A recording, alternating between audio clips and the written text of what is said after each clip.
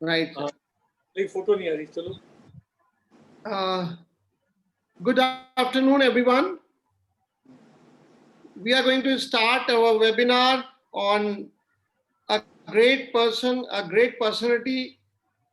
आप जिनसे अभी तुरंत प्रभाव से मिलने वाले हैं, हमारे बहुत प्रिय बापू के ग्रेट ग्रैंडसन तुषार अरुण गांधी, उनसे आज आपकी हम मुलाकात कराएंगे। वेबिनार 15 के अंदर, हम तुम 15 के अंदर। जो दर्शक हमारे नए हैं उनके लिए मैं बता दूं कि हम लोग जेसीएफ के अंदर हर कुछ दिनों में 15 दिनों के अंतराल में लगभग एक वेबिनार करते आए हैं जब से कि ये लॉकडाउन पीरियड शुरू हुआ है।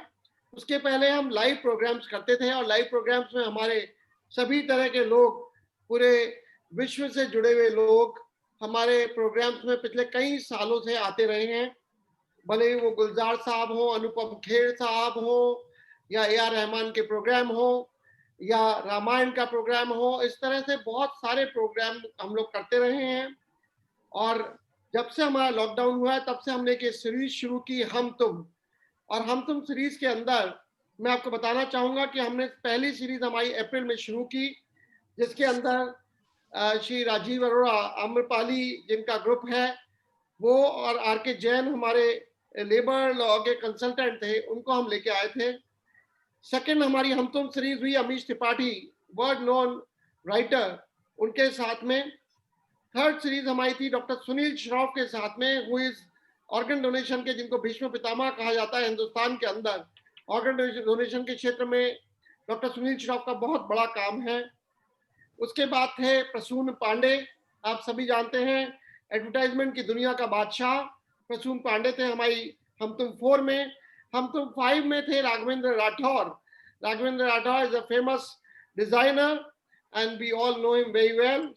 हम तुम 6 में थे Anand Sharma ji, he was commerce minister at the time of Manmohan Singh जी।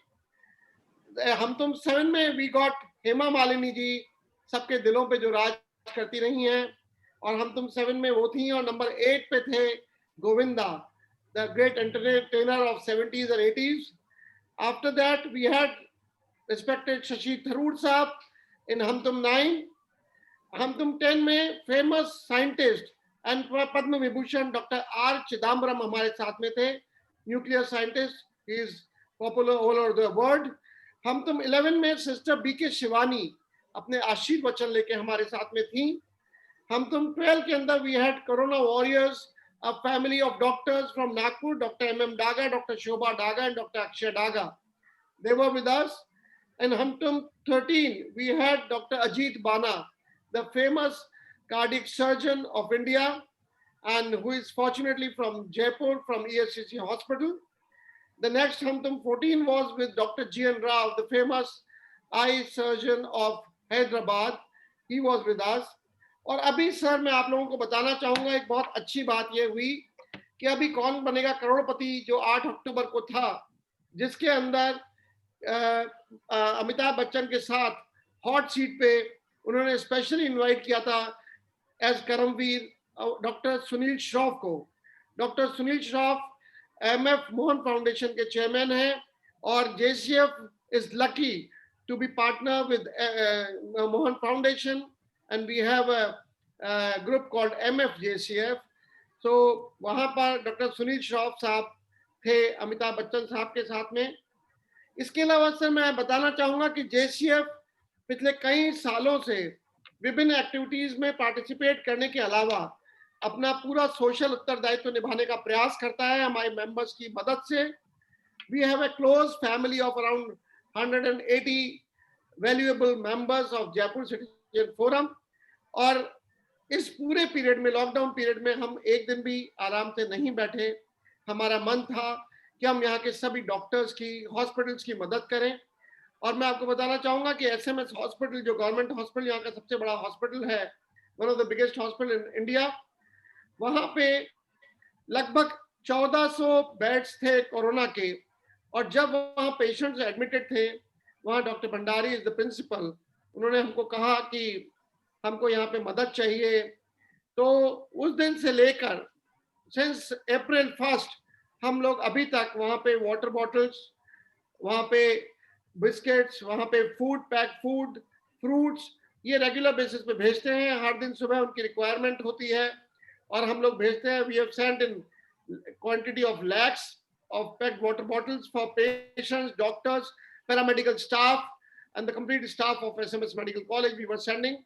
उसके बाद जैसे जयपुरिया हॉस्पिटल को उन्होंने ऐड किया, तो जयपुरिया हॉस्पिटल के अंदर भी हम ये सभी चीजें भेजते आ रहे हैं पिछले 6 महीने से।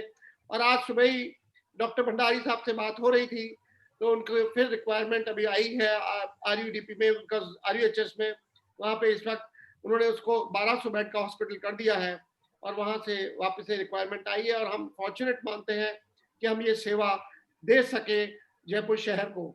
इसी के साथ जहां पर भी किसी को हमको मालूम पड़ा कि राशन की आवश्यकता है या खाने की आवश्यकता है, तो हमारे मेंबर्स आगे आए और प्रतिदिन करीबन 500 लोगों को खाना हम लगभग 4 महीने देते रहे, जिससे लोगों को वो सेवा मिलती रहे, मदद मिलती रहे।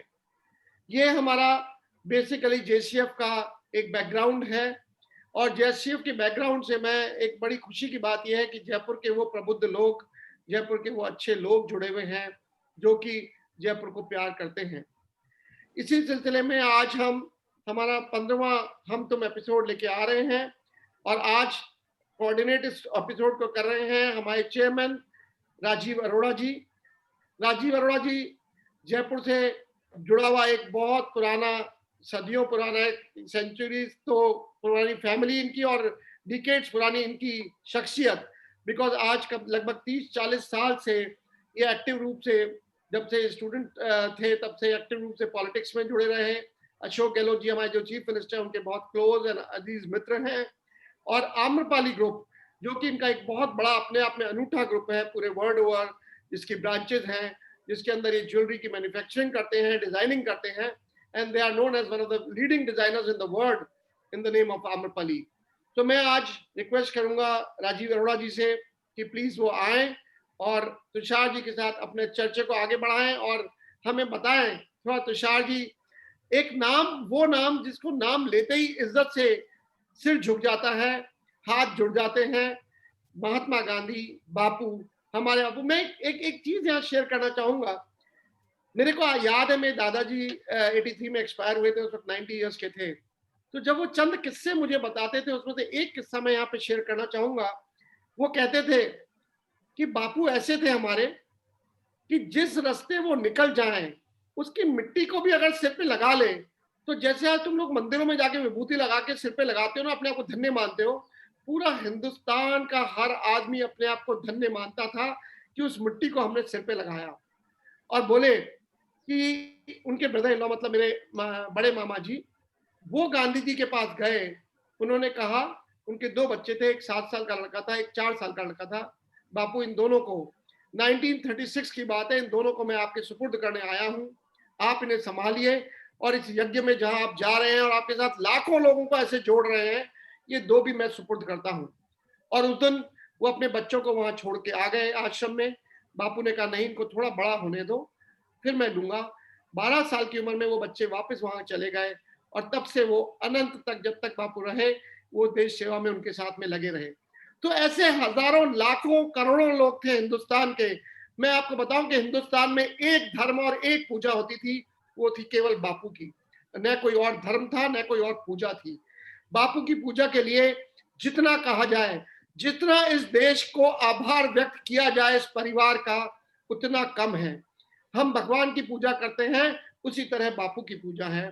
तो आज श्रद्धा से उनका नाम लेते हुए भी मुझे बहुत गर्व महसूस हो रहा है कि आज उसी शख्सियत के ग्रेट ग्रैंड सन से हम मिलने जा रहे हैं। Thank you very much for joining us sir. Rajiv भाई साहब, thank you ji, over to you. धन्यवाद Jaju ji. I welcome Shri Tushar Gandhi in this webinar, और मैं हृदय से आभारी हूँ कि आपने हमारी इस बात को स्वीकार करा और हम इसका प्रसारण, इसका पूरी रिकॉर्डिंग यूट्यूब के ऊपर डालेंगे, जिससे कि ज़्यादा से ज़्यादा लोग इसको देख सकें, इसको सुन सकें। मुझे बड़ी खुशी है आपका परिचय कराते हुए, क्योंकि आपके संग एक पूरे देश का और इस दुनिया के अंदर जो लोग भी अहिंसा में विश्वास रखते हैं, गांधी में विश्वास रखते हैं, उनका आपसे भावनात्मक संबंध है, क्योंकि आप गांधी जी के एक अंश हैं और हम सबके दिलों में गांधी बसते हैं और भारत की ये पूरी दुनिया के अंदर एक शांति दूत के रूप में पहचान है। उसका अगर श्रेय किसी को जाता है तो वो श्रद्धेय महात्मा गांधी की वजह से है। See, Tushar Gandhi is an author. He is activist. Also, he's a storyteller, Gandhi guide, and he is the founder president of Mahatma Gandhi Foundation India, जो कि बड़े एक्टिवली समाज सेवा का काम कर रही है. He is president लोक सेवा trust and also director of Gandhi Research Foundation. एक बहुत लंबी चौड़ी मैं आपके बारे में बात कर सकता हूँ, बहुत बड़ी बातें हम जानते हैं, लेकिन मैंने सोचा कि मैं जो बात करूँगा तुषार गांधी जी से, उसमें अपने आप इनका जीवन का परिचय ये खुद स्वयं देते रहेंगे, क्योंकि मैं इनसे प्रश्न पूछूंगा, ये आपको बताएंगे और हम इनकी पर्सनैलिटी से रूबरू हो सकेंगे. लेकिन हम शुरुआत करते हैं सबसे पहले महात्मा गांधी जी को, जिनकी 150वीं जन्म शताब्दी को पूरे देश में मनाया गया. राजस्थान में इसको 2 वर्ष के लिए कर दिया गया और राजस्थान सरकार ने ये बीड़ा उठाया कि यहाँ पे अहिंसा और पीस का एक मंत्रालय बनाया जाए सरकार में. उसकी चर्चा चल रही है. इसी बीच में जिस तरह के देश के हालात हैं, उसको देखते हुए my first question to Shri Tushar Gandhi ji is, Gandhi ji started so many political education in independence struggle. Which one impressed you most and why? बड़ा डिफिकल्ट क्वेश्चन है, क्योंकि सारी एजुकेशन ऐसे थे जिनको दुनिया ने पसंद करा, लेकिन मैं सोचता हूँ कि आप बताएं कि आप कौन सा ज्यादा इम्प्रेस करा और क्यों. थैंक यू राजीव जी और Jaju ji, it's very kind of you, आपने जो मेरा परिचय दिया. मैं शुरू करने से पहले एक और परिचय देना चाहता हूँ मेरा, जिसको मैं बहुत अहम समझता हूँ मेरे लिए, क्योंकि जब भी मेरा परिचय दिया जाता है तो मेरा पैतृक परिचय दिया जाता है. The paternal introduction is given, but I think कि मेरे जीवन में मैटरनल जो मेरा परिचय है वो भी उतना ही इम्पोर्टेंट और अहम है. और इसलिए मैं हमेशा जब भी मुझे ये वो मौका मिलता है तो मैं मेरा वो परिचय देना जरूर समझता हूँ कि जैसे तुषार अरुण मणिलाल मोहनदास करमचंद गांधी के रूप में मुझे बहुत जाना जाता है, वैसे ही मेरे लिए अहम परिचय है तुषार सुनंदा सरला सुशीला पुतली का जो मेरा लीनिएज है वो मेरे लिए उतना ही अहम बनता है. क्योंकि ये साल जो पिछला साल हमने मनाया वो न सिर्फ बापू की 150वीं जन्म जयंती थी, पर साथ साथ कस्तूरबा की भी 150वीं जयंती थी. और कस्तूरबा का जो किरदार था उसको हम कम नहीं समझ सकते हैं, क्योंकि मोहनदास को अगर किसी ने महात्मा बनाया तो उसमें सबसे अहम किरदार बा का था. कि 13 साल की उम्र से लेकर जिंदगी भर उस व्यक्ति के साथ, पहले उस बच्चे के साथ और फिर उस व्यक्ति के साथ संसार करके उसके सारे जो अवतार थे उनके साथ उतनी ही आस्था और उतने ही प्रखरता से जो संबंध निभाती गई वो कोई मामूली बात नहीं थी. इसलिए मैं हमेशा मेरा वो परिचय देना बहुत उसको मैं हमेशा समझता हूँ कि जरूरी है, और इसलिए वो परिचय मैं देना जरूर चाहूंगा. बापू को हर कोई जानता है, समझता है. मेरे लिए उनका जो एक सामान्य व्यक्ति का परिचय है वो ज्यादा अहम बनता है. इसलिए मैं मेरी जिंदगी में अगर मेरा ध्येय पूछा जाए तो मेरी जिंदगी का ध्येय क्या है, तो कई ध्येयों के साथ अगर एक है तो बापू को महात्मा की जो एक हिरफ्त है, एक गिरफ्तारी है, उससे आजाद करवाने की कोशिश मैं हमेशा करता हूँ, क्योंकि मैं जानता हूँ और समझता हूँ कि हमने उनको महात्मा अपनी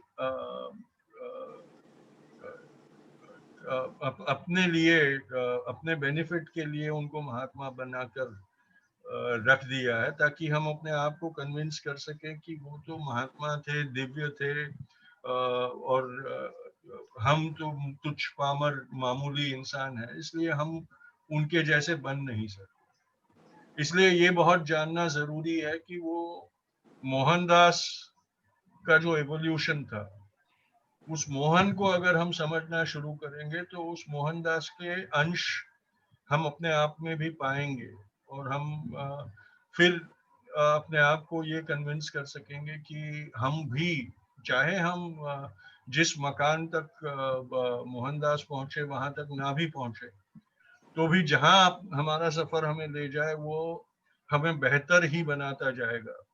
ये एहसास अगर हमारे अंदर हो तो ही हम सही मायने में ये कह सकते हैं कि हम उनको उनको वर्शिप करते हैं, उनकी भक्ति करते हैं। वरना जैसे हमने सब देवी देवताओं की भक्ति का एक प्रथा बना दी है, एक रिचुअल बना दिया है, वैसा ही हो जाएगा कि भाई साल में 2 दिन गांधी को याद करो, उसके बाद उनकी तस्वीर रख दो, बाद में 1 साल बाद वापस निकालेंगे। वो सही मायने में उनकी वर्शिप नहीं है। Searching for the Gandhi with in us is the worship that makes it more worthwhile. ये हमने सबने समझना बहुत जरूरी है। आपने प्रश्न मुझे पूछा कि उनका सबसे अहम सत्याग्रह मेरे लिए कौन सा है।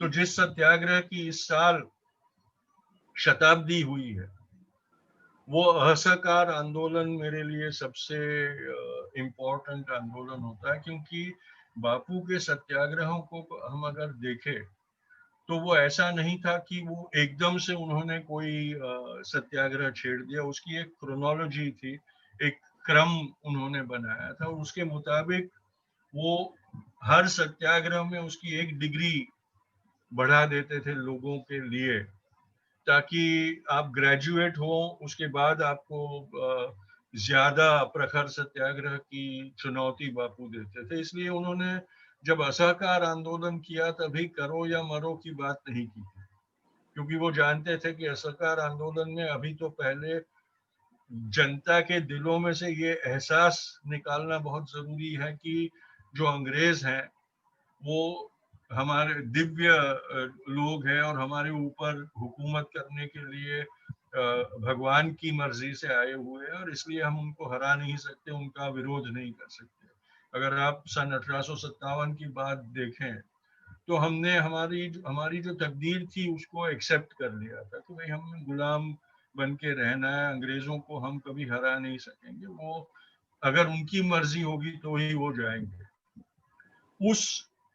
उस मान्यता में से जब बापू ने 1920 में असहकार आंदोलन किया, जो राष्ट्रव्यापी आंदोलन सबसे पहला 1857 के बाद का हुआ था, तो लोगों में वो जागरूकता लाना कि भाई नहीं, हम चाहें तो इनको हरा सकते हैं, और ये हमारे ऊपर हुकूमत हमारी कमजोरी के कारण करते हैं, हमारी मर्जी से नहीं करते हैं, या वो उनकी हुकूमत अनिवार्य नहीं है। और इसीलिए उसके पहले जो 2 आंदोलन उन्होंने किए वो एक क्षेत्र के लिए और एक वर्ग के लिए सीमित थे। चंपारण का सत्याग्रह और खेड़ा का सत्याग्रह अगर आप देखें तो चंपारण के नील के किसानों की जो दशा थी, उनके ऊपर जो अत्याचार और अन्याय होता था, उसके खिलाफ उन्होंने उस सत्याग्रह को लड़ा।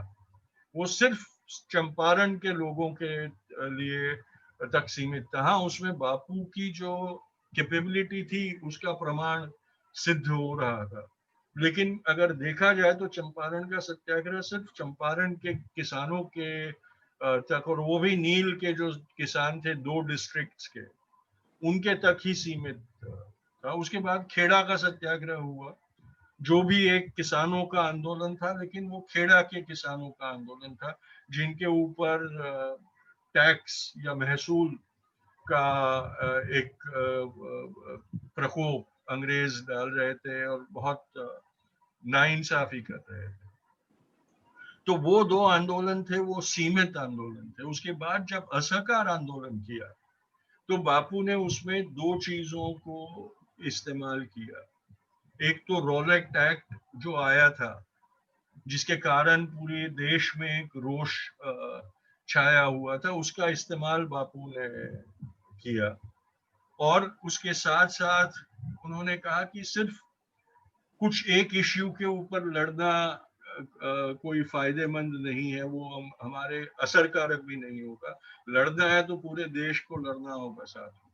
और आप देखिए असहकार आंदोलन का व्याप अगर आप देखेंगे, उसका स्प्रेड अगर आप देखेंगे, तो आपको पता चलेगा कि 1857 की जो क्रांति हुई थी उससे भी ज्यादा इसका फैलाव था। वरना ये जो तुषार जी आप वो जो बोल रहे हैं सहकार असहयोग आंदोलन है ना ये? असहयोग और हाँ, असहकार क्योंकि दोनों यहाँ को पे था वो। असहयोग के नाम से सब जानते हैं, हाँ, उनको लग रहा है असहकार के जी असहयोग आंदोलन जी। क्योंकि non cooperation non movement cooperation वो थी। यस और वो असहयोग और असहकार दोनों नाम उस पे चलते हैं। सिविल डिसोबीडियंस को असहयोग कहते हैं और नॉन कोऑपरेशन को असहकार कहते हैं। तो ये दोनों नाम, ये दोनों तत्व उसमें जुड़े जी। हुए थे। तो आप देखेंगे कि किस तरह से वो उसका स्प्रेड हुआ था। बापू तब अहमदाबाद में थे, साबरमती आश्रम जस्ट स्थापित किया हुआ था और वहां से अपना कार्य शुरू किया था उन्होंने। लेकिन देश के कोने कोने तक वो असहयोग आंदोलन का जो मैसेज था वो पहुंच गया था। इस हद तक कि उत्तर प्रदेश की जो एक बहुत ही छोटा सा कस्बा था चौरी चौरा, उस गांव में भी, चौरी चौरा में भी सत्याग्रह किया गया था। ये एक जागृति आई थी लोगों के अंदर कि ये हमारी जिम्मेदारी है। किसी ने ये नहीं सोचा था कि हाँ गांधी बैठा है वो लड़ लेगा और हमारा फायदा कर लेगा। किसी ने ये नहीं सोचा था कि तब की जो नेतृत्व थे 100-500 नेताओं का जो दल था, वो लोग लड़ लेंगे अंग्रेजों के साथ, हम अपनी जिंदगी में चलते रहेंगे। किसी ने ये नहीं सोचा था। और इसीलिए ये जरूरी है कि हम समझे कि कहाँ तक वो आंदोलन फैला। चौरी चौरा के गांव में एक छोटा सा मामूली सा गांव, आज भी हमारे लोगों को जिनको इतिहास मालूम है उनको वो गांव मालूम होगा, वरना चौरी चौरा बोल दूं तो लोगों को पता नहीं चलेगा कि वो कहाँ की बात में कर रहा। उस गांव में भी सत्याग्रह हुआ और उस गांव में उस सत्याग्रह के चलते अंग्रेज पुलिस ने जो अत्याचार किया, दमन किया, उसके कारण सत्याग्रही बिफरे और उन्होंने पुलिस को मार डाला, चौकी जला दी और कुछ चंद पुलिसों को मारा। शायद ज्यादा से ज्यादा 10 से 12 हो। लेकिन आप देखिए जो एथिक्स देखिए बापू की, कि पूरे देश में आंदोलन चल रहा था, पर एक छोटे से गांव में से जब खबर आई कि सत्याग्रहियों ने बेरहमी से पुलिस को मार डाला और चौकी जला दी पूरी, तो उन्होंने कहा कि नहीं, ये ठीक नहीं हो रहा और अगर ऐसे आंदोलन करना है तो मैं वो आंदोलन का नेतृत्व नहीं करूंगा। और सबसे बड़ी खूबी एक नेता की तब हमें दिखाई दे। आज के हम नेता देखें तो आप देखेंगे कि वो आंदोलन तो करवा सकते, लेकिन आंदोलन शुरू होने के बाद अपना नियंत्रण खो देते हैं उसके ऊपर से। उसके बाद वो अपनी लाचारी दिखाते बैठे रहते हैं कि अब मैं क्या कर सकता हूँ, ये तो जनता स्पॉन्टेनियसली कर रही है। चौरी चौरा में जो हुआ था वो भी स्पॉन्टेनियसली हुआ था, ऑर्केस्ट्रेटेड नहीं था। उनको ट्रेनिंग नहीं दी गई थी आगजनी करने की, उनको मारने की ट्रेनिंग नहीं दी गई थी, वो स्पॉन्टेनियसली हो गया था। बहुत आसान था ये कहना कि भाई ये स्पॉन्टेनियस रिएक्शन हुआ, हम क्या कर सकते हैं। लेकिन गांधी की ये खूबी थी कि वो जिम्मेदार थे। उन्होंने कहा कि अगर ये आंदोलन मैंने छेड़ा है तो उसके ऊपर मेरा संपूर्ण नियंत्रण होना भी जरूरी है। सही बात। और उन्होंने वो आंदोलन बंद करवा दिया। जब सारे जो पूरा नेतृत्व था वो ये मान रहे थे कि अंग्रेज शरण आ जाएगा। अंग्रेज घबरा गया है, हड़बड़ा गया, उसे पता नहीं चल रहा है क्या होगा, और अगर आंदोलन थोड़ा चला तो अंग्रेज शरण आ जाएगा, हमें आजादी मिल जाएगी। बापू ने कहा नहीं, वैसी आजादी मुझे नहीं चाहिए, और उन्होंने वो आंदोलन बंद करवा दिया। तो उस आंदोलन का महत्व इसलिए होता है कि उसमें गांधी की लीडरी भी साबित होती है। जी जी है, क्योंकि वो गांधी जी हमेशा जो उनका मीन्स है उसको जस्टिफाई करना चाहिए, एंड की बात नहीं है। आपका जो मार्ग, जो रास्ता है वो बहुत महत्वपूर्ण है, उसमें हिंसा नहीं होनी चाहिए। एक बड़ी इंपॉर्टेंट चीज़ है कि आजकल दुनिया की पॉलिटिक्स में इकोनॉमी जो है वो बड़ा हावी रहती है पॉलिटिक्स में हर देश के ऊपर। तो what was Gandhi ji's idea of economy, and do you think is it still relevant? Gandhi ji जैसे सोचते थे अब हमारी। देखिएगा, गांधी की एक और खूबी ये थी कि वो सिर्फ आंदोलन नहीं करते थे, वो आंदोलन के साथ साथ रचनात्मक कार्य भी करते थे। The work of social development, the work of enterprise, और उसी लिए उनके आश्रम में 2 स्ट्रीम्स हुआ करती थी। एक तो जो रचनात्मक कार्य के कार्यकर्ता थे वो, और दूसरे थे वो सत्याग्रही होते, और वो दोनों साइमल्टेनियसली काम करते थे। अगर आप असहयोग आंदोलन देखें तो असहयोग आंदोलन के दरमियान ही स्वदेशी का भी काम चल रहा था। जो अपने जो डोमेस्टिक ट्रेड्स थे, क्राफ्ट से, जिनको अंग्रेजों ने खत्म कर दिया था, वो भी साथ साथ चल रहा था। और इसीलिए असहयोग आंदोलन के बंद होने पर भी स्वदेशी का आंदोलन कभी बंद नहीं हुआ, और स्वदेशी चलता ही रहा। और ये सिर्फ ऐसा नहीं था कि भाई आपका जो विदेशी कपड़ा है वो जला, उसका मतलब था कि आप एक स्वदेशी लोकल लाइफस्टाइल एडॉप्ट कर लो और उसी लाइफस्टाइल में जियो। और उसका मतलब जो आज बहुत फैंसी टर्म हो गया है कि गो लोकल, बोलते हैं लोकल लाइफस्टाइल जियो, अपने इर्द गिर्द के प्रोड्यूस पे अपनी जिंदगी निभाओ। अगर आप पैंडेमिक को देख ले आज, क्योंकि हर चीज में आज पैंडेमिक का इन्फ्लुएंस है, तो हमें पता चलेगा कि हमारी कंज्यूमरिस्ट जो लाइफस्टाइल हो गई है, उसका कितना बड़ा प्रभाव इस पैंडेमिक के स्प्रेड और असर के ऊपर है। क्योंकि ऐसे पैंडेमिक्स तो कई हुए हैं, ऐसे एपिडेमिक्स तो कई हुए हैं। पिछली सदी में स्पेनिश फ्लू इससे भी भयानक माना जाता था, क्योंकि आज तो हमारे पास क्योर भी इतना जल्दी हमें मिल रहा है कि ट्रीटमेंट मिल रही। स्पेनिश फ्लू के बारे में तो जानकारी ही नहीं थी, और कितने करोड़ों लोगों को उसने खत्म कर दिया था स्पेनिश। सही बात है। लेकिन स्पेनिश फ्लू को भी पैंडेमिक बनने के लिए 4 साल लगे थे। उसके उद्भव से पूरी ह्यूमैनिटी पे उसके असर को होने तक 4 साल लगे थे स्प्रेड होने। और अगर कोरोना को आप देखें तो 4 हफ्ते में उसने पूरे ग्लोब को कवर कर दिया। क्योंकि पूरी दुनिया ग्लोबल विलेज हो गई है। नहीं, पूरी दुनिया ग्लोबल विलेज नहीं हुई है, दुनिया के लोग सेल्फिश हो गए और ग्रीडी हो गए, इसका ये नतीजा है। नहीं, क्योंकि ट्रांसपोर्टेशन बढ़ गया। आज अमेरिका से लोग एक दिन में पहुंच जाते हैं। नहीं, वो तो है, वो ठीक है, पर 10 साल पहले अफ्रीका में इबोला वायरस का एपिडेमिक हुआ था, जो कोरोना से कई गुना ज्यादा डेंजरस था। बहुत। पर अफ्रीका के साथ हमें कॉमर्स का ताल्लुकात नहीं था, हमको उनकी जरूरत नहीं थी, इसलिए दुनिया ने इबोला वायरस को अफ्रीका के उस एरिया में ही सीमित करके रख दिया, आइसोलेट कर दिया, और उसके ऊपर काबू पाया। लेकिन चाइना का ट्रेड तो हमारे लिए अनिवार्य हो गया। हमारे घर में अगर आप देखें तो हमारी भगवानों की मूर्तियां भी चाइना से बन के आती है। We are so greedy about Chinese goods कि जब पता चला कि वुहान में ये वायरस निकला है और बहुत खतरनाक वायरस है, फिर भी हमको चाइनीज ट्रेड को बंद करने की हमारे में वो धैर्य नहीं था। और हमने कहा ठीक है, गुड्स आने दो, हमको जरूरत है, क्या फर्क पड़ता है, कुछ नहीं होगा उससे। और उसके चलते जो हमारी ग्रीड थी, उसके चलते चाइना से वो वायरस इतनी आसानी से निकल के पूरे विश्व में छा गया। और हम यही सोचते रहे कि हम उसको लोकलाइज कर देंगे, हम उसको लोकलाइज कर देंगे, जब तक वो हमारी लोकेलिटी में ना घुस गया।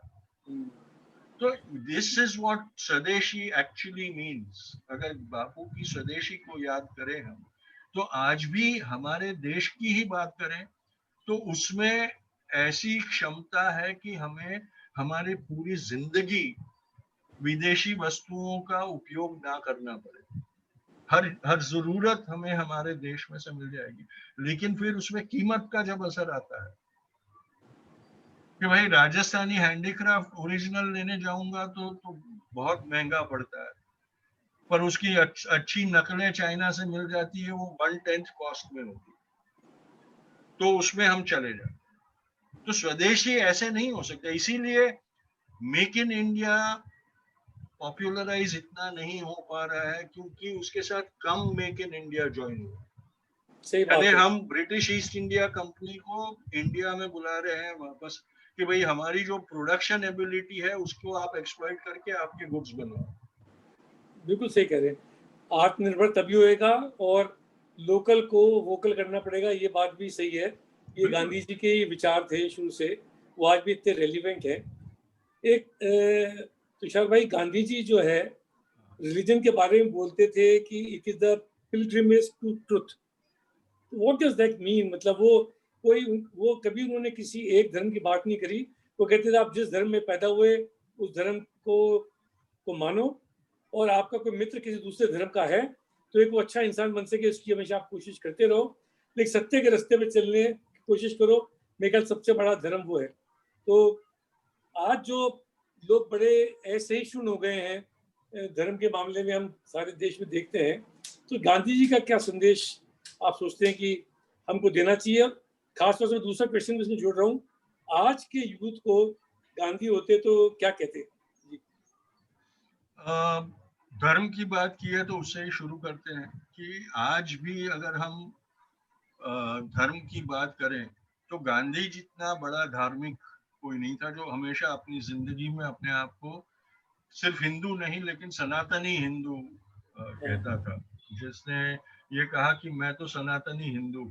आज अगर सनातनी हिंदू की बात करें तो एक और ही परिभाषा और एक और ही पहचान हमको उसमें दिखने लगी है। और ये इसलिए है कि गांधी का जो धर्म था वो बहुत फर्क था उसमें, क्योंकि बापू जैसे आपने पहले कहा कि मीन्स टू द एंड्स, तो मीन्स का उनको बहुत इम्पोर्टेंस होता था। वैसे धर्म में भी उस धर्म के एसेंस का उनके ऊपर बहुत इम्पोर्टेंस होता था कि उसका जो सेंट्रल एसेंस है वो क्या है। और ये बात हमें तब मालूम पड़ती है जब हम अपने आप को, आज अगर आप देखें तो हम अपने आप को धार्मिक इसलिए कहते हैं कि हम धर्म की जो धर्म को निभाने की बात है वो सिर्फ रिचुअल्स के ऊपर करते हैं कि भाई मैं सुबह उठता हूँ, मैं बहुत धार्मिक हूँ, मैं हर रोज सुबह उठ के पहले पूजा करता हूँ, उसके बाद ही मेरे वो करता है। पूजा क्या होनी चाहिए? मेडिटेशन होना चाहिए। It should be a introspection, तभी जाके पूजा होगी ना। सिर्फ एक मूर्ति को तिलक लगा दिया, उसके सामने दिया जला दिया और सिर्फ उस मूर्ति से ये कहा कि मैं पूजा हर रोज करता हूँ, कुछ मेरा भी कल्याण कर लो। क्योंकि हमारी पूजाओं में आज हमारे रिलीजियस फेस्टिवल्स के ग्रीटिंग्स में भी ग्रीड आ गई है कि भाई फलो फूलो तुम्हारा बहुत फायदा हो।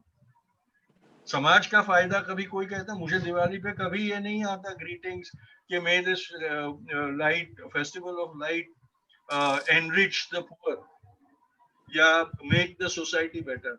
तुम्हारी फैमिली फलो फूलो उनका बेहतर हो। ये इसलिए मुझे कहा जाता है कि मैं जब सेम टू यू कहूँ तो आपको वो फायदा भी मिल जाए सेल्फिश।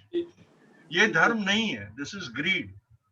एंड बापू का जो धर्म था उसमें वो बापू ये भी कहते थे कि आप अपने धर्म को समझो, उसकी जो सेंट्रल आइडियोलॉजी है उसको समझो, और उसके बाद जो दूसरे धर्म है उनको भी समझने की कोशिश करो, तभी जाके तुमको पता चलेगा कि सारे धर्मों का जो निचोड़ है या जो उसकी आइडियोलॉजी, बेसिक आइडियोलॉजी है वो एक है। और वो वननेस ऑफ ह्यूमन बीइंग्स और वननेस ऑफ रिलीजन और वननेस ऑफ गॉड को इसी तरह से मानते और पहचानते थे। तो आप आज हमें स्पिरिचुअल रिलीजन समझना ज्यादा जरूरी है। रिचुअलिस्टिक रिलीजन हम इजीली फॉलो कर लेते हैं। एग्जैक्टली बापू की जिंदगी से जुड़े हुए तुषार भाई, आपको बहुत सारे इंसिडेंट्स याद होंगे जो आम जनता को मालूम नहीं है। एक बार आपने जिक्र करा था, बताया था, कोई गांधी जी को किसी ने गिफ्ट भेजी थी। मैं हाँ। चाहूंगा जरा वो इंसिडेंट आप हमारे श्रोताओं को भी बता दें। जरूर। मैं बड़ा प्रभावित हुआ था जी। जरूर। तो ये किस्सा 46 में हुआ, जब आजादी के बारे में काफी मंत्रणाएं चल रही थी। तब बापू को पता चला कि सरदार पटेल की सेहत ठीक नहीं रहती और वो अपने ही सेहत के बारे में बहुत लापरवाह है। तो बापू ने एक फरमान जाहिर किया और सरदार को कहा कि अब सब छोड़ के तुम मेरे पास आ जाओ पूना। और पूना में जो नेचर क्योर क्लिनिक है, उसमें मेरी सुपरविजन में, मेरी देखरेख में आपका इलाज मैं खुद करवाऊंगा, और जब तक तुम ठीक नहीं होते तुम जा नहीं सकते यहाँ से। तो सरदार बापू के पास आए और 3 महीने बापू वहाँ जो डॉक्टर मेहता की क्लिनिक थी नेचर क्योर की, उसमें सरदार के साथ भर्ती हो गए थे। और उस वक्त मेरी दादी सुशीला और मेरे पिताजी अरुण, वो भी हिंदुस्तान आए हुए थे, तो बापू के साथ ही रह रहे थे। तो वो सारा रसाला वहाँ पूना में नेचर क्योर क्लिनिक में आके बस गया था। और हर रोज सुबह का ये होता था, रिचुअल होता था, एजेंडा होता था कि बापू सरदार की ये करते थे, केयर करते थे, उनकी ट्रीटमेंट करवाते थे। और तब ये सबको कहा गया था कि उस वक्त बापू को डिस्टर्ब नहीं करना है, उनको कोई डिस्ट्रैक्शन नहीं चाहिए। तो एक दिन एक युवक वहां आया और एक टोकरी लेके आया था, बहुत बढ़िया से कवर्ड थी, गिफ्ट रैप जैसी की हुई थी। और मेरी दादी को उसने कहा कि गांधी को बुलाओ, मैं उनको मिलना चाहता हूँ, उनको, उनके लिए मैं कुछ तोहफा लाया हूँ। तो मेरी दादी ने उनको कहा कि भाई अभी तो बापू बहुत व्यस्त हैं और उनको हम डिस्टर्ब नहीं कर सकते हैं, तो या तो आप रुक जाओ या फिर ये जो गिफ्ट है वो यहाँ छोड़ के जाओ और बाद में आपका आ जाना। तो युवक ने कहा कि नहीं, मैं रुक नहीं सकता हूँ, आप पर मुझे ये वचन दीजिए कि ये जो तोहफा है वो सिर्फ गांधी ही खोलेंगे, आप लोग नहीं खोलेंगे इसको। तो मेरी दादी ने कहा कि नहीं, उसमें वचन की क्या जरूरत है, और चाहे तो मैं देती हूँ, क्योंकि अगर गांधी के बापू के लिए तोहफा है तो हम क्यों खोलेंगे उसको। और वो टोकरी वहां छोड़कर वो युवक चला गया। जब बापू ने उनकी जो पूरा ट्रीटमेंट थी पटेल की, सरदार पटेल की, वो खत्म की और आराम कर रहे थे, तो मेरे पिताजी अरुण, जो बहुत एक्साइटेड थे कि बड़ा बड़ा तोहफा आया है, कुछ शायद फीस्ट हो जाएगी, वो दौड़ के बापू के पास गए और बोले, बापू आपको किसी ने बहुत एक बड़ा तोहफा दिया है और हमको खोलने से मना किया है, तो हम खोल सकते हैं? तो बापू ने कहा चलो जाओ ले आओ, देखते हैं क्या तोहफा मिला है। तो मेरे पिताजी ले आए, बापू के सामने वो टोकरी रखी और फिर वो खोली तो देखा तो वो पूरी फटे पुराने जूते चप्पल से भरी पड़ी थी।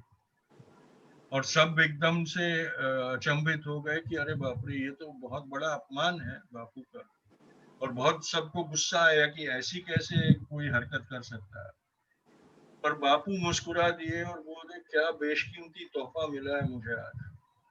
तो मेरे पिताजी ने कहा, बापू ये क्या बात कर रहे हैं, ये तो फटे पुराने चप्पल है, मैं पहन भी नहीं पाऊंगा, इसमें से कुछ इस्तेमाल भी नहीं हो पाएंगे, इसको आप बेशकीमती कहते हैं?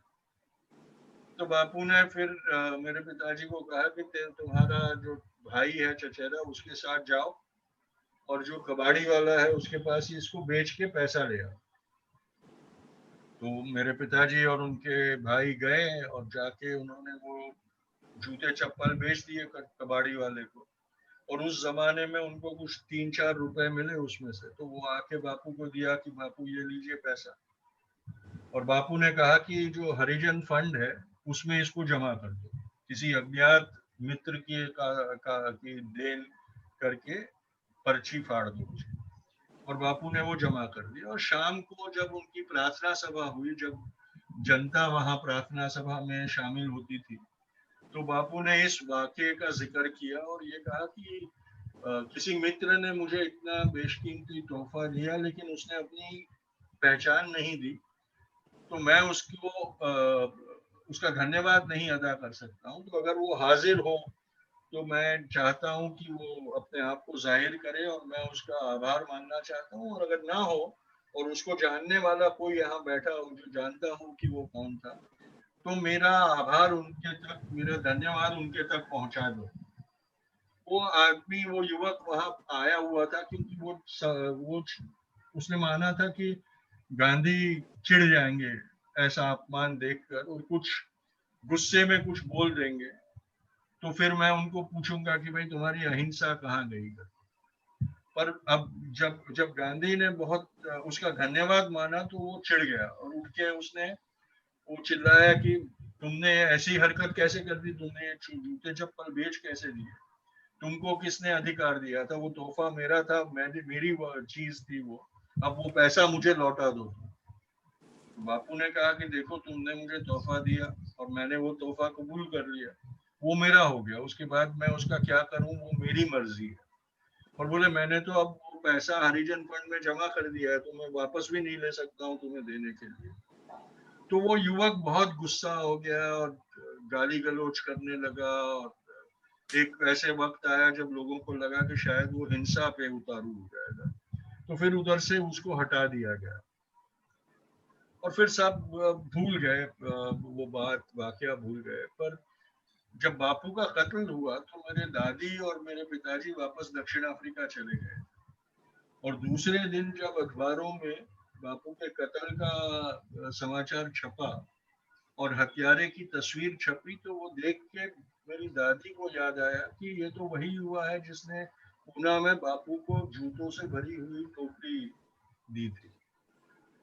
तो ये मेरे लिए ये इस कहानी का बहुत महत्व इसलिए हो जाता है कि आजकल हम हमारी परिवार में, हमारे दोस्तों के साथ या सोशल कांटेक्ट में मान अपमान एक बहुत बड़ा अहम किरदार प्ले करता है कि किसी ने मेरे साथ बदतमीजी की, किसी ने मेरे साथ ठीक से व्यवहार नहीं किया, किसी ने मेरा अपमान कर दिया और उस पे रिलेशनशिप्स का बनना और टूटना हो जाता है। फैमिली में भी रुस्वा रुस्वी हो जाती है, फिर मन में एक तरीके की घृणा घर कर जाती है और फिर रिश्तों पे उसका असर होना शुरू होता है।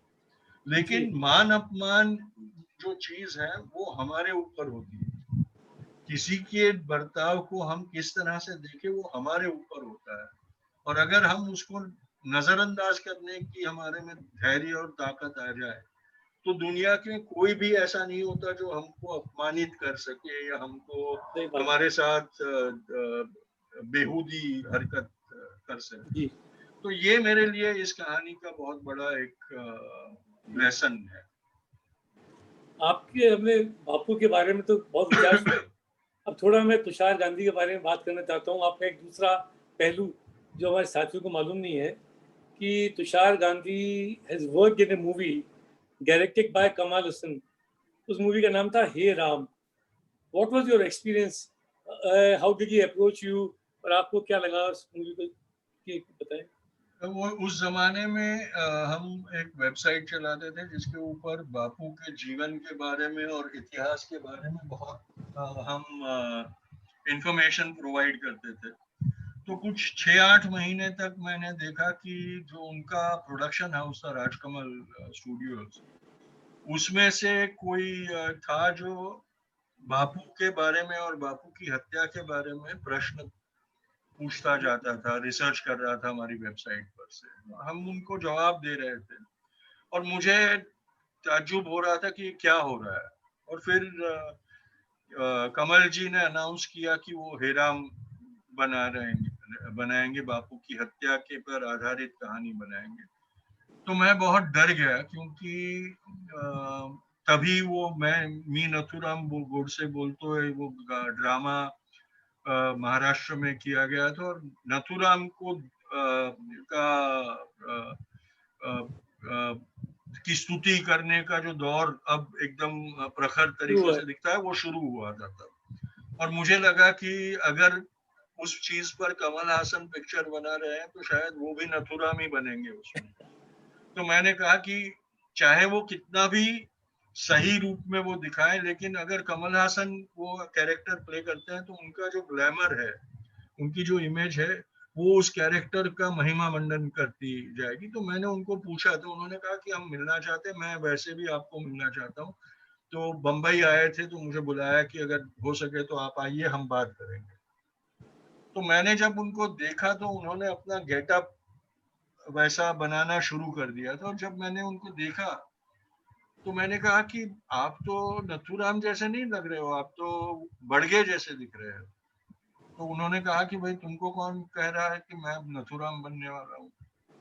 मैंने कहा कि भाई अगर आप उसके ऊपर फिल्म बना रहे हैं तो वो सेंट्रल कैरेक्टर तो वही होगा ना। तो फिर उन्होंने मुझे पूरी कहानी बताई और बोले मैं चाहता हूँ कि तुम उसमें काम करो। तो मैं हंस दिया। मैंने कहा मैं कोई एक्टर वैक्टर हूँ नहीं, मैं क्या एक्टिंग करूंगा, मैं तो सिनेमा देखता हूँ, उतना ही मुझे तो बोले नहीं तुम्हें करना होगा मेरे लिए। और उन्होंने मुझे मेरा किरदार समझाया तो मुझे पता चला कि वो he wanted me to act as myself. उन्होंने एक मेरा कैरेक्टर उनकी स्टोरी में डाल दिया था, एंड ही वांटेड मी। मैंने कहा आप एक्टर ले लो, कोई एक्टर रोल करेगा तो बेहतर करेगा। बोले नहीं मुझे एक्टर नहीं चाहिए, मुझे तो तुम ही चाहिए, तुम ही आओ और जो कर सको करो। तो फिर वो हुआ। पर मेरा सबसे, मैंने तकरार भी की उनके साथ कि आज तक मुझे फिल्मों का ग्लैमर बहुत होता था, मैं थिएटर में जाके सब ग्लैमरस एक्टर एक्ट्रेसेस को देख के बहुत खुश होता था और चकाचौंध कर देती थी आपकी फिल्में।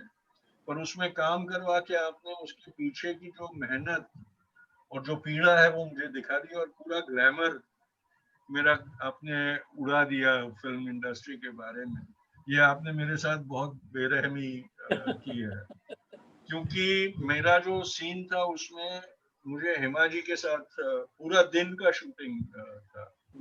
और हेमा जी के बारे में तो ड्रीम गर्ल की इमेज लेके हम बड़े हुए थे, और उसमें उन्होंने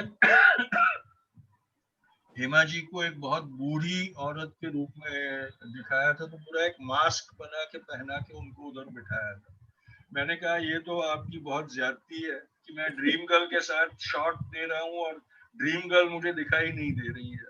जी तो वो एक किरदार था, और वो अगर आप जी बहुत, आपको उसके लिए बहुत धैर्य रखना पड़े वो फिल्म देखते वक्त मुझे देखने के लिए, क्योंकि आखिर की 2-3 मिनट में ही मैं आता हूँ।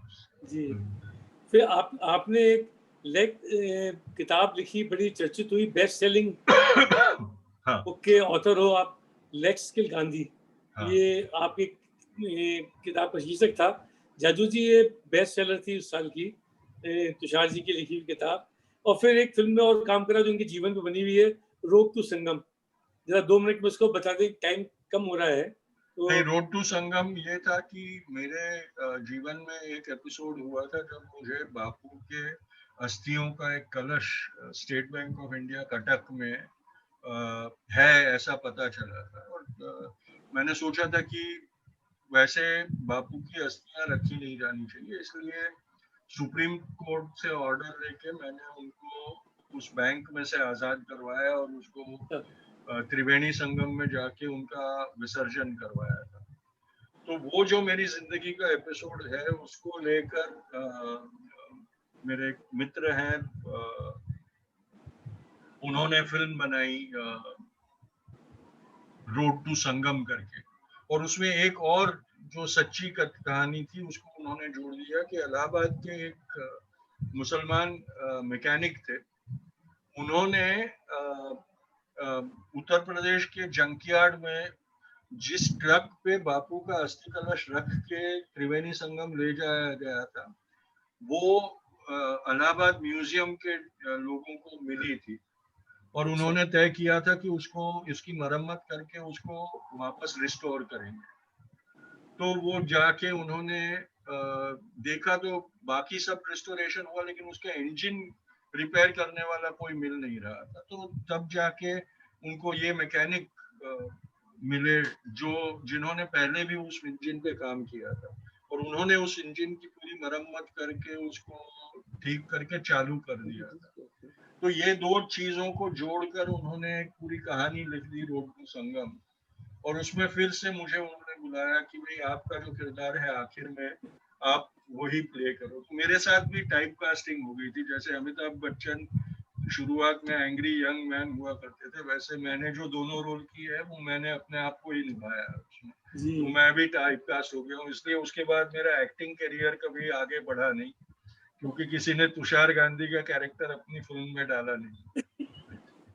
जी और लेट्स किल गांधी की जो बात आपने की वो इसलिए महत्व की थी क्योंकि बापू पे जब भी किताबें लिखी जाती हैं तो उनके जीवन पे लिखी जाती है, और मेरी किताब वो एक ही किताब है जो उनकी मृत्यु के साथ जुड़ी हुई और उसके मृत्यु के पूरे सारे पहलुओं को उजागर करती है। और ये इसलिए मैंने लिखी थी क्योंकि बापू की हत्या को प्रमाणित करने के लिए और उनके हत्यारों का महिमा मंडन करने के लिए एक पूरी मुहिम उनकी हत्या के बाद चलाई गई थी। और आज हिंदुस्तान में बहुत बड़ी मात्रा में ऐसी प्रजा है जो उस हत्या का समर्थन करती है और गुडसे को ठीक समझती है कि उसने जो हत्या की वो ठीक थी, जरूरी थी। तो इसलिए मैंने वो किताब लिखी कि जो सही था, सत्य था, वो लोगों के सामने रखूं। हो सके। एक हमारे साथी हैं राजीव शर्मा जागृति के, उन्होंने क्वेश्चन भेजा है कि what do we do in today's world to actually follow Bapu's philosophy? Don't you think nowadays all of us and politicians too just do a lip service by remembering Bapu but not following any of his teachings, be it simple living, non-violence, being truthful? What is your take on it? But I think what we do is that we convince ourselves that he was a Mahatma and we are not, we are ordinary mortals, so we can never become like him. But it is not necessary for all of us to become Mahatmas. What if we realize that he was a mortal as much as us and he had his weaknesses and frailties as much as us, but he persevered and strove to become better in life, then we can also do that. And even if we don't become Mahatmas, we can become better people and improve ourselves. And if we improve, then slowly, because of our influence, our community and our society will also improve. So that is the reason. But as I said, the ritualistic worship is very easy. And so everybody just adopts that, whether it is us or politicians. And I refuse to make that difference between us and politicians. Politicians are us and we are politicians too. जी We play politics in our families, जी in our relationships. They play सही politics in the national level. We are all the same. जी। चलो, बहुत बढ़िया लगा आपसे बात करके। एक बजने वाला है एक प्रश्न तो मैं मैं भी मैं जादू जी को देने वाला था कि जादू जी आप कुछ प्रश्न पूछना है, और नहीं तो फिर उसके बाद इसको अपन वाइंड अप करेंगे। जी जी जी जादू जी। मेरा एक बेसिक कहना भी है, प्रश्न तो करूंगा ही करूंगा एक सर आपसे, कि मुझे ये फील होता है कि जो अभी जनरेशन है, इवन हमारी जनरेशन में जिसने बापू को देखा नहीं, उसके लिए बापू को समझ पाना बहुत बहुत मुश्किल है। कुछ अच्छी मूवीज आई, कुछ अच्छी बुक्स आई, कुछ अच्छे ग्रंथ लिखे गए, परंतु बापू को समझना, मैं इसलिए कहता हूँ कि मैं जब मेरे दादाजी को मैं पिछले अपने जो बचपन के दिन याद करता हूँ, और उसमें जो अपने दादाजी दादी जी के उम्र के लोगों को मिला जिन्होंने उस आजादी की यात्रा में अपना स्थान दिया या स्थान रखा, या वो थे उस वक्त अलाइव थे, वो लोग लाहौर में थे, उस वक्त मेरे दादाजी एक शब्द कहा करते थे कि एक पूजा होती है, जैसे मैंने अभी आपको स्टार्ट में भी कहा था कि कुछ लोग हिंदू हैं, कुछ मुस्लिम हैं, कुछ जैन समाज से हैं, कुछ बौद्ध से हैं। बापू एक ऐसा रिलीजन था जिसके अंदर 100% सहमति थी। शायद बापू ही एक ऐसा रिलीजन हिंदुस्तान में रहा जिसमें ऑलमोस्ट 100%, मैं नहीं कह सकता कि उस जमाने की उस 35 करोड़ की आबादी में चंद लाख या हजार लोग ऐसे रहे हों जिन्होंने उस सहमति के संग असहमति दिखाई हो, परंतु 99% से ज्यादा लोग एक तरफा बरसों तक 25-30 साल जो अंत के थे उसमें एक तरफा एक ही व्यक्ति की पूजा की इन सभी ने, और वो बापू थे। ऐसी शख्सियत को न तो ये विश्व आज तक पैदा कर पाया जहां पर कि एक ही शख्सियत की हर धर्म ने, हर समाज ने, हरिजन से लेके ब्राह्मण वर्ग तक ने पूजा की हो, उनको भगवान माना हो। बड़ा अनफॉर्चुनेट है कि 50 साल भी नहीं बीते, 100 साल भी नहीं बीते, उस जनरेशन को तो 50 साल भी नहीं बीते, और हम उस जनरेशन को, जो कि 47 की जनरेशन थी, उसको जरूर आज लगभग 80 साल बीतने आ गए। हम इतनी जल्दी उन चीजों को भुला देंगे, उन चीजों के विरोध में आ जाएंगे। मन को बहुत दुख होता है, बहुत ग्लानि महसूस होती है अपने आप में कि क्यों नहीं बापू हर घर के अंदर एक भगवान के रूप में पूजे गए, क्यों नहीं राम लक्ष्मण और जहां सबकी मूर्ति पूजा की गई, उसके साथ भगवान के रूप में उस बापू की भी पूजा की गई, जिसने कि सबको साथ लेके, राम ने भी युद्ध लड़ा तो सैनिक साथ में थे, इसी तरह, लेकिन लीड में तो राम थे ना। इसी तरह बापू ने भी युद्ध लड़ा तो पूरा हिंदुस्तान साथ में था। तो मैं ये नहीं कहता कि करोड़ों में जिन्होंने अपनी जान दी, अपनी कुर्बानियां दी, कि उनका उस युद्ध में कम था। आज राम ने जब रावण के अगेंस्ट लड़ाई दी, सैकड़ों बंदर उसमें मारे गए, सैकड़ों देवता उसके अंदर धराशायी हुए, उन सबका महिमा मंडन कम नहीं होता, परंतु राम तो राम थे ना। इसी तरह मेरे लिए बापू तो बापू थे। इसमें एक चीज सर बस मैं जानना चाह रहा हूं, जो आपने शुरू में कहा भी, कस्तूरबा की जिंदगी पब्लिक लाइफ से बहुत दूर रही। कस्तूरबा की कोई 2-3 एक आध कोई बात ऐसी बताएं जो उनके करीब हमें लेके आए। बस 2 वाक़ये मैं बताऊंगा उनके बारे में। एक तो ये था जो बापू ने खुद ने कबूली की, जो बापू के कारण बापू ने अपनी आत्मकथा में लिखा था, जो उन्होंने कहा कि जो सिविल डिसोबीडियंस और पैसिव रेजिस्टेंस के पाठ थे वो कस्तूर ने मुझे सिखाए। और वो ये वाकया था कि शादी के बाद, क्योंकि वो 13 साल के बच्चे थे, तो दोनों को शादी के मायने पता नहीं थे। और मोहन क्योंकि बहुत ही नादान था, तो वो बाजार से किताब खरीद के ले आए कि पति का धर्म क्या होता है और पति ने का व्यवहार क्या होना चाहिए, और हर रोज उसका अध्ययन करके उसके जो पाठ थे वो अपनी रिलेशनशिप पे वो इख्तियार करते थे। तो एक दिन उन्होंने पढ़ा कि जो पत्नी होती है वो उस आज्ञाकारी होनी चाहिए और पति के आज्ञा के बगैर कुछ ना करे। तो उन्होंने देखा कि कस्तूर हर रोज शाम को कहीं बाहर चली जाती थी, और कभी वो मोहन को पूछती नहीं थी कि भाई मैं बाहर जाऊं या नहीं। तो उन्होंने एक दिन कह दिया कि अब से तुम कहीं बाहर नहीं जा सकती मेरी आज्ञा के बगैर। और फिर उन्होंने देखा कि दूसरे दिन फिर कस्तूर बाहर चली गई, तीसरे दिन फिर वापस चली गई।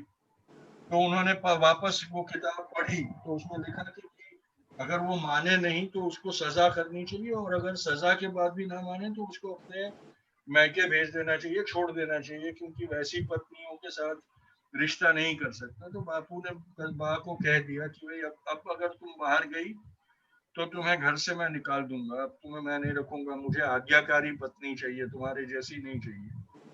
तब बा ने उनको कहा कि ठीक है, तो अब जब मेरी सास मुझे कहेगी कि बहू चलो मेरे साथ हम मंदिर जाएंगे, तो मैं उनको ना मना कर दूंगी कि भाई मेरे पति ने कहा है कि उनकी आज्ञा के सिवा मैं बाहर नहीं जा सकती, इसलिए तुम जाके मेरे पति की आज्ञा ले आओ तो मैं तुम्हारे साथ आऊंगी। तो मोहन हड़बड़ा गया, बोले तुम मेरी माँ का अपमान करोगे, उसकी आज्ञा नहीं मानोगे? तो बोले तुम तय करो, तुम्हारी आज्ञा मानूं या तुम्हारी माँ की आज्ञा मानूं, मैं दोनों की तो नहीं मान सकती ना आज्ञा। तो बापू ने आत्मकथा में लिखा है कि this was later on I realized that this was the most astute lesson in civil disobedience and passive resistance that Kastoor taught me. तो ये उनका जो एक सहयोग था बापू के साथ का, वो महत्व ये कहानी बताती। दूसरी एक कहानी है जो बहुत थोड़ी ये है, लाइटर वेन में है। ये उस वक्त की बात है जब वो सेवाग्राम में रहते थे बापू, और बापू की कीर्ति महात्मा के रूप में फैल चुकी थी। तो जब 2 अक्टूबर आती थी तो 2 अक्टूबर को बापू की जन्म जयंती वर्षगांठ मनाने की प्रथा शुरू हो गई। तो वर्धा के आसपास की जो गांव सेविकाएं थी, उन्होंने बापू को एक दरखास्त भेजी कि हम 2 अक्टूबर को आपके साथ आश्रम में आके रहना चाहते हैं और आश्रम में आपके साथ रह के आपका सानिध्य पाना चाहते हैं। तो बापू ने संदेश भेजा कि आप जरूर आए आश्रम में, पूरा दिन मेरे साथ बिताइए, पर मैं बहुत गरीब हूँ, इसलिए आपको का मैं कोई मेहमान नवाजी नहीं कर पाऊंगा, तो खाना आप अपना खुद का ले आइए, अपना प्रबंध कर लीजिए, मैं आपको खाना नहीं दे पाऊंगा। और तो फिर वो कुछ 30-50 जैसी औरतें वहां आई उस दिन, और सुबह से वो शामिल हो गई आश्रम के कार्य में। जब खाने का वक्त हुआ दोपहर का, तो आश्रमवासी तो सारे उनकी एक कॉमन रसोई होती थी, उसमें जाके खाते थे, पर बा की रसोई अपनी खुद की थी, वो अपना खाना खुद बनाती थी अपनी कुटीर में। तो बा ने देखा कि सारे आश्रमवासी तो चले गए खाना खाने, लेकिन वो महिलाएं सब एक पेड़ के नीचे बैठ के अपने गठरियां खोल रही थी सारी। तो मेरे पिताजी जो वहां रह रहे थे उनके साथ, उनको उन्होंने बुलाया और बोले, अरुण ये क्या हो रहा है, वो औरतें क्यों खाना खाने नहीं जा रही है रसोई में? तो मेरे पिताजी ने पूरा वाकया सुनाया कि बापू ने ये कहा है, उनको आज्ञा की थी कि उनको आश्रम में खाना नहीं मिलेगा, क्योंकि बापू गरीब है, इसलिए वो अपना खाना ले आई है और अब बैठ के अपना खाना खाएगी। तो वहां बहुत गुस्सा हो गई, बोले मेरा पति अपना धर्म में भूल गया है, इतना बड़ा पाप करने जा रहा है कि घर में आए मेहमान का की मेहमान नवाजी भी नहीं कर रहा है। बोले वो बड़े गरीब हो, उसके पास अन्न ना हो, लेकिन मेरे पास है अन्न उतना पर्याप्त कि जो मैं मेरी बहनों को खिला सकूं, तो तुम उनको जाके कहो कि अपनी गठरियां रहने दे और मेरी कुटीर में आ जाए, मैं उनको खाना खिलाऊंगी। और बा ने फौरन खिचड़ी बना ली वहां अपनी कुटीर में, और सारी महिलाओं को बुलाकर साथ बैठ के उन्होंने खाना खाया। अब आश्रम में चापलूसी भी बहुत चलती थी, तो ये बात जाके बापू को कह दी गई कि बापू आपने मना किया था, फिर भी बा ने उन महिलाओं के लिए खाना बनाया और उनको खाना खिला रही है। अब सबको ये था कि बापू चिढ़ जाएंगे, बोले मेरी आज्ञा का माना नहीं है, अब बा को सजा देंगे और खुद प्रायश्चित करेंगे।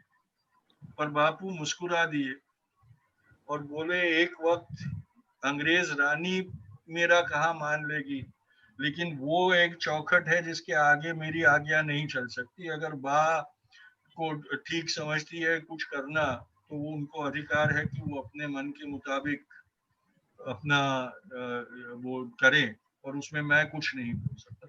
तो जो रिश्ता था उसमें ये एक बहुत महत्वपूर्ण चीज थी कि वो एक दूसरे का आदर करते थे, और अगर लगे कि एक पार्टनर उसमें से कुछ गलती कर रहा है, तो उस पार्टनर को पर गुस्सा करने के बजाय उस गलती को सुधारने की कोशिश अपने आप कर ले, और उससे वो रिश्ता और भी मजबूत हो जाता था। आजकल हम देखें तो रिश्तेदारी में भी ये हो गया है कि अगर हम गलती कर रहे हैं तो हमारा जो पार्टनर है वो कहेगा तुम गलती कर रहे हो, गलत कर रहे हो, ऐसा ना करो, और हमें एक तरीके से धुतकारा जाएगा। पर उस रिश्ते में ये था कि हाँ, गलती के लिए आपको कह भी देंगे, लेकिन वो गलती सुधार भी देंगे। तो ये मेरे लिए बहुत महत्वपूर्ण किरदार जो बा ने अपनी पूरी जिंदगी बापू के साथ निभाया, और बापू के किरदार में जो महत्व था वो ये दो चीजों से मेरे लिए बहुत उजागर है। Thank you so much, sir. Sir, एक और question, बस एक last question from Atul Kapoor. He's a close friend. Is Gandhi's legacy too heavy a burden for you to carry personally and for us to carry as a nation? Well, I can't say about the nation. The legacy that the nation feels as a burden is the legacy of the Mahatma. But if the nation understands Mohandas, it becomes less of a burden and more of a responsibility. And because right in my childhood, I was taught that I do not have to, I don't have to, I'm not obliged to live by that legacy. I have my own life. And so I have always lived my life on my own terms. And I have done whatever is possible within my limited means and abilities. And so the legacy has never become a burden. I don't live according to the expectations of people. And I know that I disappoint a lot of people who expect to see some kind of a image of Bapu within me, and that's why to prove my uh, uh, my ancestry, I have Bapu's image behind me, so people will not doubt that I am an imposter. And so I remember that, and I live my life on my own terms and do whatever I can to the best of my ability. And so the two things have equipped me to never consider the legacy as a burden. I have also not treated the legacy as an opportunity to encash it, because I was told very early in my life that that was not an opportunity. If at all, it was a responsibility, and I was free to live in with that responsibility or not. But I was not free to treat it as an opportunity and exploit it. And so we have never had any expectations just because of that legacy, and we've never uh, tried to seek any benefits or favors. And so it has become much easier to live with. Thank you so very much Tushar ji. हम तुम 15 में आप पधारे और आपने इतने अच्छे से बापू के उन कुछ पहलुओं को छुआ, कस्तूरबा के पहलुओं को छुआ और अपनी खुद की जिंदगी के कुछ पहलुओं को छुआ। बहुत आनंद आया। फेसबुक पे और यूट्यूब के पर ये कंप्लीट शो, रिकॉर्डेड शो आपको मिलेगा, फिर लाइव भी चल रहा है।